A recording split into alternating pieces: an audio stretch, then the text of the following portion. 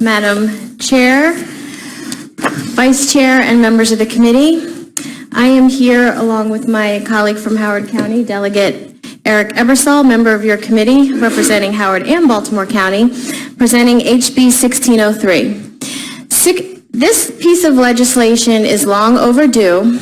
All it does is simply allow the county school board to terminate their local superintendent. Maryland is the only state in the country that does not have this capability to date.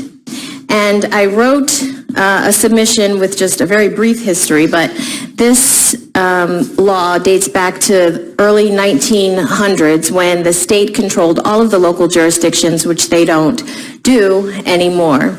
And some of you who were here, some of you who were here in 2002 probably recall, I wasn't here at the time, so through my research, I saw that you probably recall that there was an incident with the Prince George's County Schools and a termination of their superintendent, which brought this to light. And there was a lot of folks in this body who didn't realize that their local school boards could not terminate their local superintendent.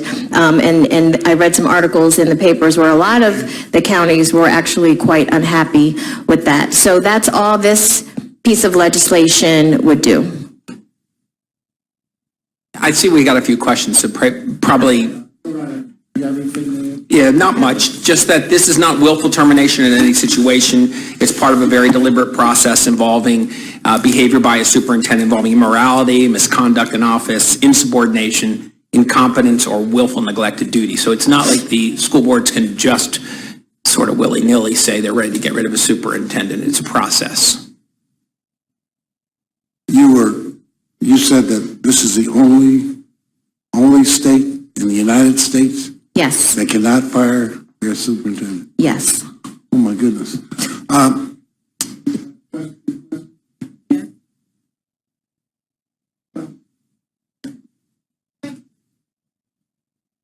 This is on. Yes.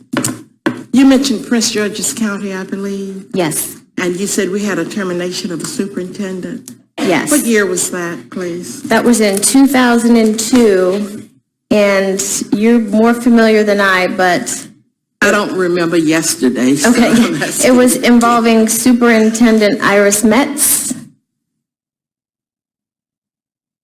Yeah, I don't remember the case of her being dismissed. And this is a statewide bill, Yes. and, okay, I have a couple of others. Mr. Chair. So just so I'm clear, so they can hire the superintendent, but they cannot fire? Yes. That's correct. Okay. Yeah. So if they're unhappy with the performance of the superintendent, what is the current process that they need to go through? So their only recourse is to have the state superintendent terminate their employee, the local school board's employee. That's the only recourse. Okay, thank you.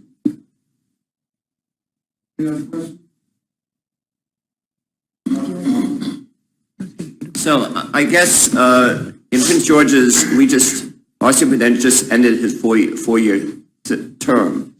I mean, he signed a contract. Does that mean, how does that relate to the end of a contract?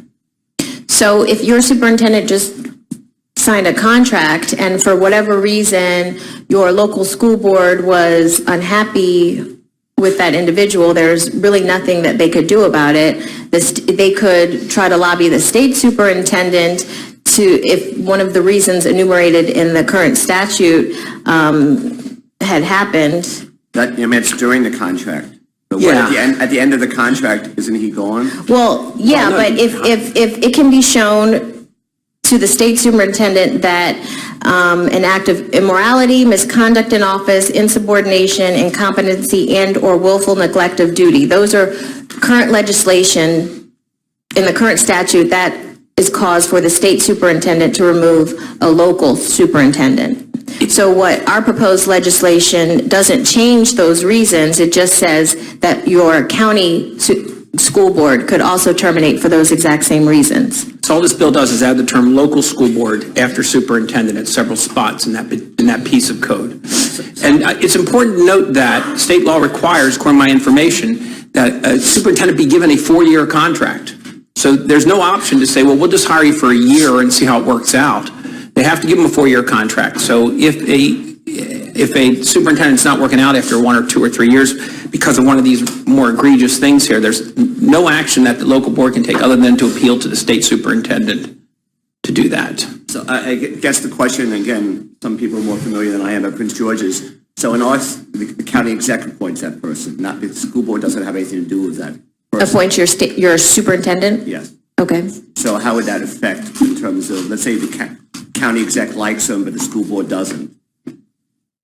Well, the school board could attempt to remove that individual for one of the enumerated reasons. Thank you, Mr. Chairman. Yes, my question was, how come, and it could be just because they're elected differently and I'm not aware of, it says this bill does not apply to Baltimore City superintendent? Do they not have one? Or what's the difference between Baltimore City superintendent from all the counties? They are the only one in Maryland that has the right to terminate their superintendent. So they can already do this, basically? Yes. Okay, thank you. Any additional questions? Delegate Howard.